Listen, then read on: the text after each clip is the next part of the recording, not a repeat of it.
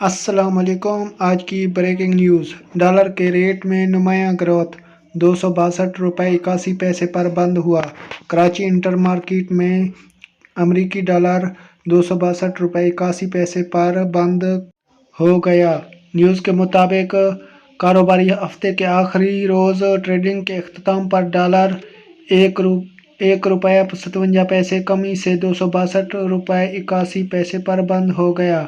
قبل از آج صبح کاروبار کے آغاز سے کچھ ہی دیر بعد ڈالر کی قیمت میں 62 پیسے اضافہ ہوا، جس کے بعد ڈالر 265 روپے پر ٹریڈ ہوتا رہا۔ یاد رہے کہ گزشتہ روز انٹر مارکیٹ میں ڈالر 264.38 روپے پر بند ہوا تھا۔ یہ تھی آج کی نیوز۔ ندیم بلوچ کو اجازت دیں۔ اللہ حافظ۔